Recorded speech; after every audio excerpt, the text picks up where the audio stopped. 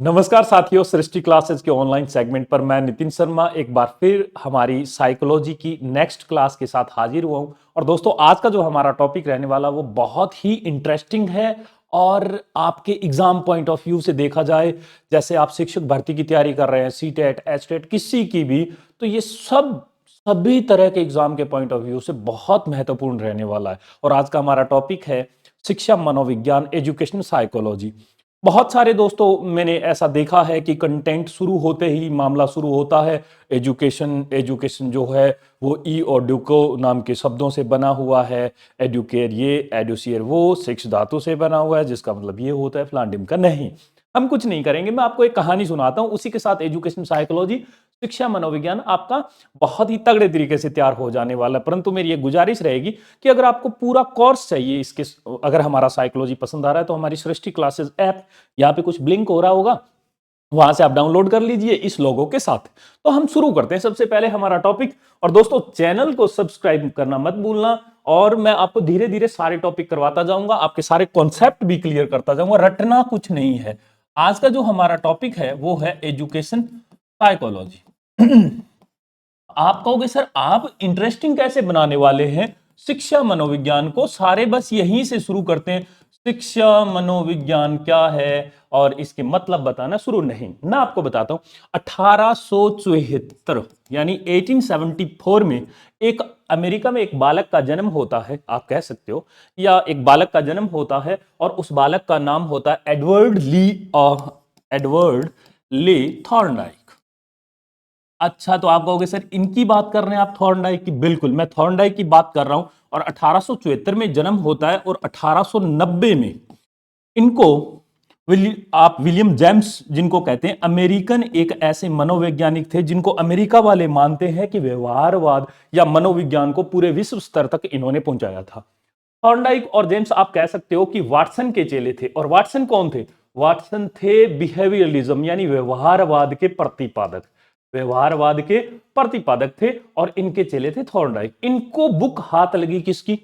1890 में जेम्स की। और ये जो थी, ये बुक जो थी दोस्तों, ये व्यवहारवाद से संबंधित थी। मेरी बात बहुत ही गौर से सुनना, व्यवहारवाद से संबंधित थी। तब तक शिक्षा मनोविज्ञान पर किसी ने बहुत ज्यादा ध्यान दिया नहीं। ये 1890 के आसपास की बात है।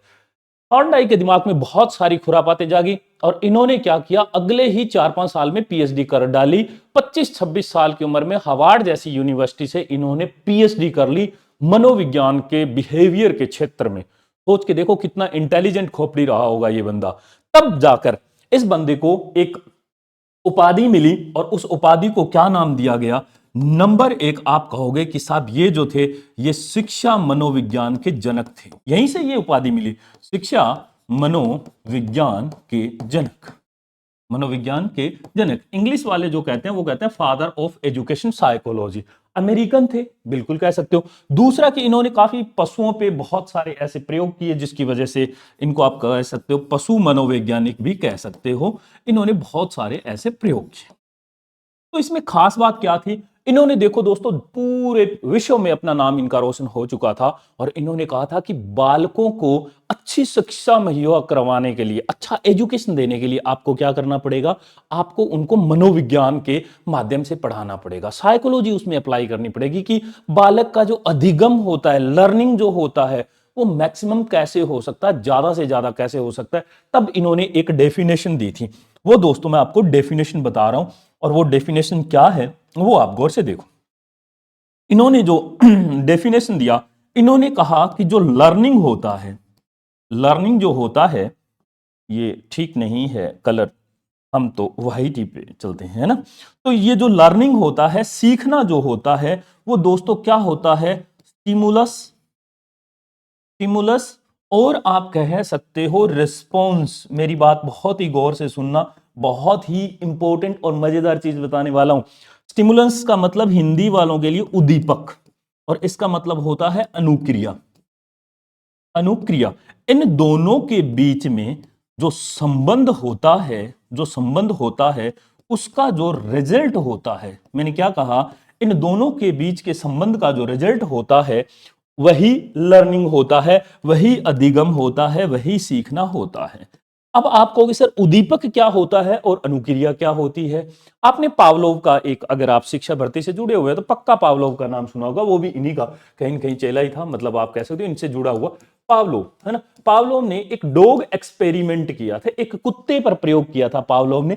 इसने क्या कहा था दोस्तों, इसने एक बहुत बड़ा सा बॉक्स लिया, मैं बिल्कुल शॉर्ट में बताता हूं आपको। बहुत बड़ा सा बॉक्स लिया, उसमें इन्होंने एक कुत्ते को सेट कर दिया और कुत्ते को खाना देने से पहले वो एक घंटी बजाता था, और जैसे ही घंटी बजती उसके जस्ट बाद में खाना आ जाता। कुछ दिन ऐसे उसको प्रैक्टिस करवाई गई, तो उसके बाद में क्या हुआ कि जैसे ही घंटी बजती तो कुत्ते के मुंह में लार टपकना शुरू हो जाता। तो इसका मतलब क्या हुआ, घंटी जो था वो उद्दीपक था, स्टिमुलेट कर रहा था, यानी कि उसके दिमाग को एक्टिव कर रहा था खाने के लिए। और जैसे ही घंटी बजती तो उसके मुंह में लार का टपकना शुरू हो जाता। तो जैसे ही उसके मुंह में लार का टपकना शुरू होता, वैसे ही लार का टपकना जो है वो अनुक्रिया है, यानी उद्दीपक की वजह से रिस्पॉन्स आ रहा है, अनुक्रिया आ रही है। बात समझ में आई। तो इन्होंने क्या कहा कि इन्होंने, थॉर्नडाइक ने ये कहा, फादर ऑफ एजुकेशन साइकोलॉजी ने, कि मित्रों जो अधिगम जो होता है ना, वो उद्दीपक और अनुक्रिया के बीच में जो संबंध होता है उनके रिजल्ट को कहते हैं, learning is the result of connection between stimulus and, आप कह सकते हो,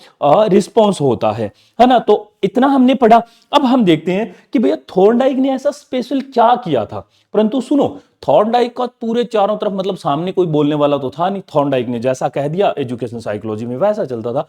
परंतु एक बंदा आगे चलकर इसी फेज में, यही 1880-90 और ये 90 और आप कह सकते हो 1900 के आसपास एक बंदा आया, और वो बंदा दार्शनिक था, मनोवैज्ञानिक नहीं था। दोनों में फर्क समझा दूंगा मैं आपको।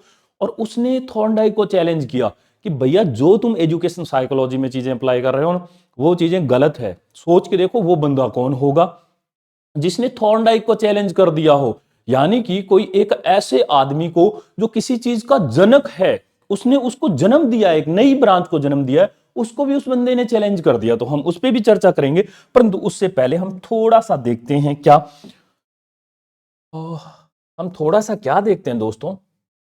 बिल्कुल, मुझे पूरा उम्मीद है कि आप लोगों ने लिख लिया होगा, और अगर नहीं लिखा है तो देख लेना, आपको दिखाई दे रहा होगा। अब सुनो, इन्होंने थॉर्नडाइक ने, अगर हम थॉर्नडाइक की बात करें तो थॉर्नडाइक ने दो थ्योरी दी, सिद्धांत दिए, आप कह सकते हो। वो सिद्धांत कौन कौन से थे, हम पहले उनकी बात करते हैं। नंबर एक सिद्धांत दिया संबंधवाद। क्या कहा मैंने, संबंधवाद, आप कह सकते हो क्या, कनेक्शनिज्म, कनेक्शनिज्म आप कह सकते हो। एक ये सिद्धांत हुआ। दूसरा एक आपने बहुत बार सुना होगा, ट्रायल एंड एरर का, है ना, त्रुटि और प्रयत्न का सिद्धांत आप कह सकते हो। तो एक इन्होंने कहा त्रुटि एवं प्रयत्न का, हाँ, प्रयत्न का सिद्धांत, यानी ट्राई, ट्राई की बात कर रहा है ये, थोड़ा हिंदी में देख लीजिएगा। हाँ, तो इसका सिद्धांत आप कह सकते हो क्या, आपने कहा कि साहब ट्रायल एंड एरर का, ट्रायल एंड एरर का जो सिद्धांत है वो इन्होंने दिया। जो ये सिद्धांत है, आपने इन दोनों को समझा होगा। संबंध का क्या मतलब हुआ, मैंने आपको बताया, स्टिमुलस और रिस्पॉन्स के बीच में जो संबंध होता है, उनके रिजल्ट को हमने अधिगम कहा, लर्निंग कहा। तो ये तो हुआ क्लियर। त्रुटि एंड ये जो प्रयत्न है, इसका क्या मतलब हुआ, त्रुटि एंड प्रयत्न का मतलब हुआ कि आप हर बार ट्राई करते हैं, उसमें से त्रुटियां करते हैं, जैसे ही त्रुटि होती है तो आप फिर एक बार फिर ट्राई करते हैं, फिर ट्राई करते हैं, धीरे धीरे धीरे धीरे आप आगे बढ़ते जाते हैं। और जैसे जैसे आप त्रुटियां कम करते हैं, जितने ज्यादा प्रयास करोगे त्रुटियां उतनी कम होती जाएगी। ये इन्होंने थॉर्नडाइक ने जो सिद्धांत दिए। परंतु दोस्तों इसके एवज में हमने क्या सीखना है, वो देखो एग्जाम पॉइंट ऑफ व्यू से। आप लोगों को थॉर्नडाइक के बहुत सारे नियम पढ़ने पड़ते हैं, तो थॉर्नडाइक ने कुछ दिए थे नियम। ये बहुत ही इंपॉर्टेंट है, गौर से सुनना। फिर जॉन डीवी पे आएंगे जिन्होंने इनको चैलेंज किया, और कैसे ये स्टोरी बनती है और अंत तक कैसे पहुंचते उस पे चलेंगे। इन्होंने दोस्तों दो प्रकार के नियम दिए। आप कहोगे मास्टर जी हमने तो सुना था तीन, नहीं, दो प्रकार के। ये दो प्रकार के कौन से थे, पहला आप कह सकते हो कि मुख्य नियम थे, और ये मुख्य नियम यानी कि प्राइमरी, प्राइमरी जो लॉ थे। और दूसरा था आपके पास एक आप कह सकते हो गौण नियम, गौण नियम। तो गौण नियम में आप कह सकते हो सर इनको कहते हैं सेकेंडरी, ठीक है, इनको सेकेंडरी कहते हैं। ये दोस्तों पांच थे, और ये कितने थे? ये 3 थे। आज हम इनकी चर्चा करेंगे क्योंकि अभी हमें एजुकेशन साइकोलॉजी शब्द पे चलना है।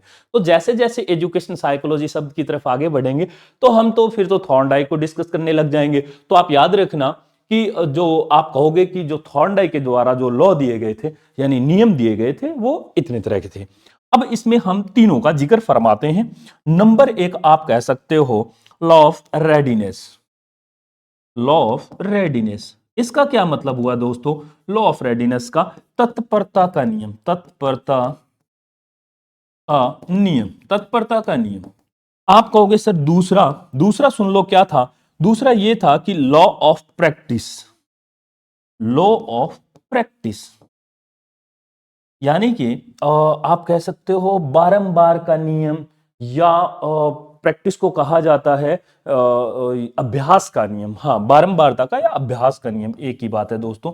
मुझे थोड़ा सा हिंदी में मुश्किल होता है अभ्यास का नियम या बारंबारता का नियम। अच्छा, तीसरा जो हम देखें तो इसमें हम देख सकते हैं कि इसमें एक ना लॉ ऑफ इफेक्ट की बात कर रहे हैं यानी कि प्रभाव का नियम। प्रभाव का नियम। आप कहोगे सर इनका आप हमें थोड़ा थोड़ा तो एक्सप्लेन कर दो ताकि कल ही अगर कोई एग्जाम हो जाए तो बिल्कुल हम थोड़ा थोड़ा क्यों ठीक ढंग से एक्सप्लेन करेंगे। परंतु उससे पहले हमारी गुजारिश रहेगी कि आप हमारा चैनल जो है वो आप सब्सक्राइब करना मत भूलना। हाँ प्लीज। और आपने अगर हमारा ऐप डाउनलोड नहीं किया है तो आप प्लीज उसको ऐप को डाउनलोड कर लीजिएगा ताकि हम और हौसले के साथ आपको पढ़ा सके। नहीं जा रहा है, ये क्या हो गया इसको? है? हाँ हो गया, कोई बात नहीं, इट्स ओके। अब हम इधर इधर देखते हैं, ठीक है। तो हमने ये 3 नियम देखे। सबसे पहले जो हम देखते हैं लॉ ऑफ रेडीनेस का तत्परता का नियम। तो इसमें थॉर्नडाइक ने ऐसा कहा था कि अगर कोई बालक पढ़ने के लिए तैयार ही नहीं है तो आप उसको पढ़ा नहीं सकते। ऐसा एक एग्जाम में प्रश्न भी आया था और वो एग्जाम में प्रश्न था कि एक घोड़ा जो है उसका मालिक उसको तालाब तक लेकर जाता है परंतु वह घोड़ा वहां पर पानी नहीं पी रहा है। तो यह थॉर्नडाइक के कौन से नियम से संबंध रखता है? तो ये लॉ ऑफ रेडीनेस से संबंध रखता है। क्यों रखता है? तत्परता के नियम से। क्यों? ना यहाँ पे अभ्यास का कहानी है और ना यहाँ पर प्रभाव का है। यहां पर तो कहानी है कि वो अंदर से प्यासा नहीं है या उसका मूड नहीं है। वैसे ही थॉर्नडाइक ने कहा अगर किसी बच्चे को आप सिखाना चाहते हैं तो वो अंदर से रेडी होना चाहिए, वो तभी सीख सकता है। उसके पीछे की बहुत सारी वजह होती है ना सीखने की, अंदर से ना रेडी रहने की। वो वजह हो सकती है कि कोई बालक फिजिकली रेडी ना हो, कई बार मतलब उसका जो है शरीर साथ नहीं दे रहा है, बुखार में हो सकता है या उसके अंदर बहुत सारी और तरह की दिक्कतें हो सकती है। आप कह सकते हो सर इमोशनल या सोशियो इमोशनल भी कहते हैं कुछ लोग तो कि भाई उसका भावनात्मक पक्ष भी देखना चाहिए। ऐसे करके उन्होंने 2-3 एक चीजें और बताई थी इसके पीछे की वजह। फिर हम आगे जब थॉर्नडाइक के नियम तसल्ली से पढ़ेंगे दूसरा दूसरा देखते हैं दोस्तों इसमें। हाँ चल रहा है, ठीक है। तो हम दूसरा देखते हैं प्रैक्टिस के नियम को। प्रैक्टिस के नियम में मैं आपको एक और बताता हूं कि आप यूं सोचो इस्तेमाल, मैंने क्या बताया? इस्तेमाल और इस्तेमाल नहीं, बस इतना सा याद रखो। यूज और नॉट यूज।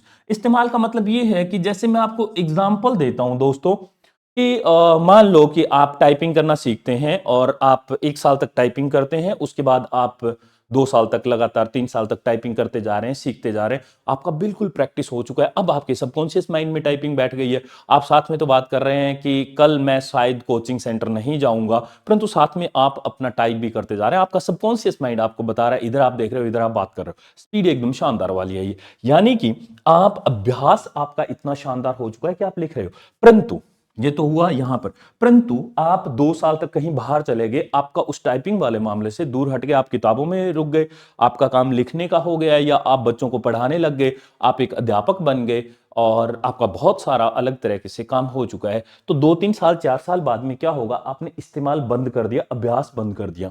तो हुआ क्या कि ये धीरे धीरे स्पीड जो है ये आपकी ओझल होती जाएगी और शायद एक दिन आपका ऐसा भी आए जब आपको कीबोर्ड देखना पड़े यूं, बोले साहब यहाँ ये इस तरह से मामला हो जाए। तो एक चीज ये आती है। अच्छा, ये जो है ना प्रभाव का नियम, ये बहुत प्यारा नियम है। इसको हमें बहुत तसल्ली से समझने की जरूरत पड़ेगी। तो हम थोड़ा सा देखते हैं इसमें और हम इसको कैसे करें, ऊपर ही कर दें, ठीक है। हम इसको देखते हैं दोस्तों। इसमें आप 2 चीज याद रखना और बहुत इंपॉर्टेंट सवाल बताने जा रहा हूं। इसमें थॉर्नडाइक ने दो चीजें बताई। एक बताई थॉर्नडाइक ने कि एक होता है रिवार्ड और एक होता है पनिशमेंट। एक होता है रिवार्ड, एक होता है पनिशमेंट। यानी कि एक तरफ आप कह सकते हो इसको री इन्फोर्समेंट, और एक तरफ आप कह सकते हो इसको दंड कहते हैं। ठीक है, और रिवार्ड को कहते हैं पुरस्कार या इनाम, तो आप पुरस्कार लिख लो। और इसको कहते हैं पुनर्बलन। क्या कहते हैं इसको? पुनर्बलन कहते हैं। तो आपने लिख लिया पुनर्बलन। अब आपने दो चीजें देखी। देखो ये जो दो शब्द है ना, ऐसे पनिशमेंट और ये, आज तक यानी कि इस दिन तक जब थॉर्नडाइक ने ये नियम नहीं दिया था, इससे पहले डिक्शनरी में तो मौजूद थे, परंतु शिक्षा के जगत में इन दो शब्दों को इस्तेमाल करने वाला या इन दो तरीकों को इस्तेमाल करने वाला पहला मनोवैज्ञानिक थॉर्नडाइक ही था। तो आपसे अगर कोई सवाल पूछ ले कि भाई रिवार्ड या पनिशमेंट या पुरस्कार या दंड जो देने का, जो आप कह सकते हो शिक्षा जगत में बच्चों को जो ये नियम लेके आने वाला या इन शब्दों को इस्तेमाल करने वाला मनोवैज्ञानिक कौन था, तो आप कह सकते हो थॉर्नडाइक था। अगर मैं आपको कहूं कि जैसे आप लोग अगर मेरे हम उम्र हैं, तो आपने 2007-8 के आसपास आपने अपना 10वीं किया होगा। उस वक्त ऐसा था कि जो बच्चा होमवर्क नहीं करके लाता था, मास्टर जी आपको जूते मारते थे या आपको पनिशमेंट मिलती थी या फिर मुर्गा बनाया जाता था। जो गांव के बच्चे हैं उनको कहा जाता था कि मुर्गा बनने के बाद राउंड निकाल के आ पहले तो तू ग्राउंड में। अब वो मुर्गा बन के राउंड निकालता था। ये जो सारा का सारा पनिशमेंट का खेल है ना, वो इसी बंदे ने, थॉर्नडाइक ने आपको वो मुर्गा बनवाया। इस आदमी ने कहा था, बोले कि सजा दो अगर वो नहीं करा। परंतु अगर आपने किसी दिन होमवर्क टाइम से किया है, आपने टेस्ट में बहुत अच्छे मार्क्स मिले हैं और आपको पुरस्कार मिला है, इनाम मिला है, वेरी गुड मिला है, पूरी क्लास के सामने ले जाकर आपको खूब सारा, आप कह सकते हो ऐसा कहा गया कि भाई ये बहुत ही प्यारा बालक है, इसने 20 में से 19 मार्क्स लेके आया ये, तो आपके लिए तालियां बजी है क्लास में, वो रिवार्ड मिला है, वो मोटिवेशन आया होगा पूरी क्लास में, यार आज मेरे 20/20 आए मार्क्स, 20 में से 20 मार्क्स आए। तो वो रिवार्ड का काम भी यही है। परंतु री यानी पुनर्बलन क्या होता है, इसको समझने की बेहद आवश्यकता है हमें। इस पर सवाल भी पूछा जा सकता है। आप कहोगे सर ये कैसे सवाल पूछा जा सकता है, तो मैं बताता हूं आपको। हम चलते हैं दो शब्दों पे चलते हैं। क्या हमने कहा? री यानी कि री में हमने क्या कहा? पुनर्बलन। पुनर्बलन, देखो दोस्तों बहुत गौर से सुनना आप। पुनर्बलन का मतलब यह होता है दोस्तों, अगर कोई बालक अच्छा कार्य करता है, अगर कोई बालक अच्छा कार्य करता है तो उसे पॉजिटिव फीडबैक देना। पॉजिटिव यानी सकारात्मक फीडबैक देना। आप फीडबैक का आप मतलब समझ गए होंगे, उनको ये कहना कि भाई उसके बारे में बता देना। दूसरा, अगर कोई बालक बुरा कार्य करता है यानी गलत काम करता है, बुरा कार्य करता है, तो उसे नेगेटिव फीडबैक देना, और यानी नकारात्मक फीडबैक देना। क्या मतलब हुआ? इसका मतलब ये होता है दोस्तों कि अगर आप बहुत अच्छे मार्क्स लेके आते हैं, आप बहुत अच्छा काम कर रहे हैं, तो आपके मास्टर जी आपको पॉजिटिव फीडबैक देंगे, यानी कि आपने बहुत अच्छा काम किया बेटा, वेरी गुड, आपको ऐसे ही आगे तक करना चाहिए। इससे आपको मोटिवेशन मिल सकता है, बहुत अच्छा मिल सकता है। यानी आप अगर टीचर हैं तो आप अपने बच्चों को पॉजिटिव फीडबैक दे सकते हैं क्लासरूम में। बट अगर किसी बालक ने बुरा काम किया है, यानी कि वो बालक होमवर्क नहीं करके लाया और पहला ही दिन था जब वो होमवर्क नहीं करके लाया, तो आप उसको नेगेटिव नकारात्मक फीडबैक ही दोगे तो सही रहेगा थॉर्नडाइक के अनुसार। कैसे नकारात्मक? कि आपने आज होमवर्क क्यों नहीं किया, यह बहुत गलत बात है, इससे आपकी आदतें बिगड़ जाएगी, आपके जीवन में बहुत सारी प्रॉब्लम्स आ सकती है, आपका राइटिंग अच्छा नहीं होगा। आप बालक को सारे नकारात्मक फीडबैक दो। परंतु फिर बुरा काम करने पे सकारात्मक फीडबैक क्या होता है या ना वाला क्या होता है, तो मैं बताता हूं। कई बार हम बालक जब गलती करता है तो एक अध्यापक होने के नाते हम कह देते हैं कि चलो कोई बात नहीं बेटा, आज गलती हो गई ना, कोई दिक्कत नहीं है, इस बार ख्याल रखना, हाँ इस बार होमवर्क टाइम से होना चाहिए, इस बार तुम्हारे टेस्ट में मार्क्स अच्छे आने चाहिए। नहीं, थॉर्नडाइक ये कहते हैं भाई साहब ऐसा करने से उस बच्चे में रिजिडिटी आ जाएगी, वो थोड़ा और कठोर होता जाएगा। बोले ऐसे ही है यार, मास्टर जी कभी कुछ कहते ही नहीं है, अपना तो काम चल रहा है। बच्चा नहीं समझता ना उस बुरे काम का आगे चलकर क्या इंपैक्ट पड़ने वाला है। तो बुरा काम कर रहा है तो आप उसको बुरा फीडबैक दो और साथ में आप उसको थोड़ा सा पनिशमेंट भी दे दो। कहने का क्या मतलब है कि रीइंफोर्समेंट का जो पुनर्बलन का जो सिद्धांत होता है, आप कह सकते हो अच्छा कार्य करने पे अच्छा फीडबैक देना, बुरा कार्य करने पे बुरा फीडबैक देना। ये हुए हमारे सारे के सारे, आप कह सकते हो कि भाई ये थॉर्नडाइक के बारे में था। अब भाई थॉर्नडाइक को भी कोई आदमी चैलेंज करने के लिए आया, और वो जो थे, वो थॉर्नडाइक को चैलेंज करने वाले जो आए, उनका नाम था जॉन डीवी। क्या नाम था दोस्तों? John Dewey. और जो जॉन डीवी थे, ये एक बात याद रखना, सवाल पूछा गया है, ये एक दार्शनिक थे। ये एक क्या थे? ये एक दार्शनिक थे, यानी कि ये एक फिलोसोफर थे। आप जॉन डीवी को हिंदी में लिख सकते हो इस तरह से, है ना। ये एक दार्शनिक थे और इन्होंने इनको चैलेंज किया। और चैलेंज किस तरह से किया? इन्होंने कहा देखो ऐसा है थॉर्नडाइक साहब, आपके द्वारा दिए गए सिद्धांत जो है वो कहीं ना कहीं शिक्षक पर बहुत सारी चीजें निर्भर करती है। तो जो आज के वक्त में प्रोग्रेसिव एजुकेशन की बात करें, तो मैं क्या कह रहा हूं दोस्तों, मेरे शब्द को बहुत गौर से सुनना। मैं कह रहा हूं प्रोग्रेसिव, प्रोग्रेसिव और एजुकेशन की बात करें, तो ये जो इसके अगर जनक या हम कह सकते हैं इसको सबसे ज्यादा प्रभाव में लाने वाले जो थे, वो जॉन डीवी थे। और ये एक दार्शनिक थे, मनोवैज्ञानिक नहीं थे। ठीक है, तो हमने क्या कहा? प्रोग्रेसिव एजुकेशन, यानी आप कह सकते हो प्रगतिशील, प्रगतिशील, प्रगतिशील शिक्षा। तो ये प्रगतिशील शिक्षा के ये थे। और आप कह सकते हो ये जॉन डेवी थे। इन्होंने क्या कहा था कि भैया देखो ऐसा है कि ये जो सारे पुनर्बलन, पनिशमेंट, ऐसे बालक नहीं सीखता है। जो लर्निंग होती है वो इन चीजों पर निर्भर नहीं करती है, प्रैक्टिस पे। जॉन डेवी की एक बुक है द स्कूल एंड सोसाइटी, है ना, विद्यालय और समाज। और एक इनकी बहुत इंपॉर्टेंट बुक है डेमोक्रेसी एंड सोसाइटी। तो मैंने आपको बताया ना, दो किताबों के नाम याद रखना। पहली किताब है आप कह सकते हो द स्कूल एंड सोसाइटी, यानी कि विद्यालय, विद्यालय और समाज। दूसरा, दूसरा आप कह सकते हो the democracy, the democracy and society, society यानी कि लोकतंत्र एवं समाज। अब आपको मैं बताता हूं लोकतंत्र एवं समाज। दोस्तों एक बात मैं बहुत इंपॉर्टेंट बताता हूं, इस किताब में जॉन डीवी ने क्या कहा था कि कभी भी कोई भी बालक जब लर्निंग करता है, अधिगम करता है, तो उसके लिए, उस बालक के लिए समाज का और मनोविज्ञान का, दोनों का योगदान होना बेहद जरूरी होता है। और हमारे थॉर्नडाइक ने क्या कहा था? उसके लिए आपका उद्दीपक और अनुक्रिया का जो संबंध होता है, जितना अच्छा संबंध होगा उतना अच्छा रिजल्ट आएगा, और उससे ही बालक सीखता है। तो ये थे जॉन डीवी। अब जॉन डीवी ने क्या करा कि इनको बच्चे चाहिए थे, और बच्चों पे इनको खूब सारे ऐसे प्रैक्टिस करनी थी या प्रैक्टिकल करने थे, प्रयोग करने थे इनको। तो वो प्रयोग करने के लिए इन्होंने खोले बहुत सारे स्कूल, और जो इन्होंने स्कूल खोले, उन्हीं स्कूल्स को इन्होंने बना दिया लैब। और उनमें इन्होंने अपने बहुत सारे ऐसे सिद्धांत दिए, और उस सिद्धांत के अनुसार इन्होंने कहा कि जो आज का जो एजुकेशन है वो बालक केंद्रित है। क्या है? बालक केंद्रित, बाल केंद्रित भी कह सकते हो आप। बालक केंद्रित शिक्षा जो है उसके जनक आप एक तरह से कह सकते हो, तो वो थे हमारे जॉन डीवी। इन्होंने कहा कि जो अधिगम करता है, शिक्षार्थी है या बालक है, उसी को सेंटर में रखकर आप शिक्षा दीजिए। जैसे आज के टाइम में छोटे छोटे बच्चे जब स्कूल जाते हैं, आपने देखा होगा बहुत प्राइमरी क्लासेस में, लाइक एलकेजी, यूकेजी, नर्सरी, तो उसमें मैम ये कहते हैं कि बेटा चलो एप्पल उठा के लाओ। बच्चा जाता है तो वो कहता है एप्पल ले आया, तो बोले खाओ इसको, कैसा है? बोले मीठा है मैम, ये तो बहुत स्वाद है। तो मैम क्या कहती है? बोले ये होता है A for Apple.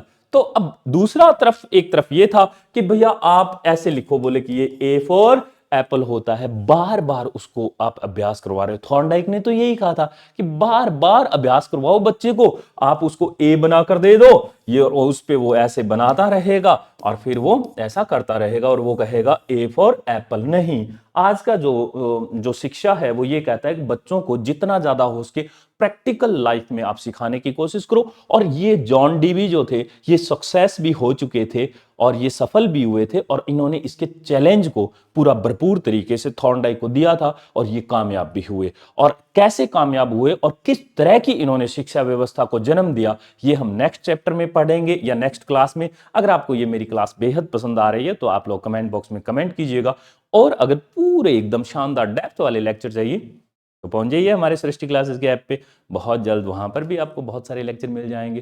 Thank you so much. बहुत ज़्यादा हैवी चार्जेस नहीं होता है वहां पर, बस आपका सिलेक्शन होना चाहिए, यही हमारी गुरु दक्षिणा है। उसके साथ एक और है, वो है लाल वाला button. Thank you so much.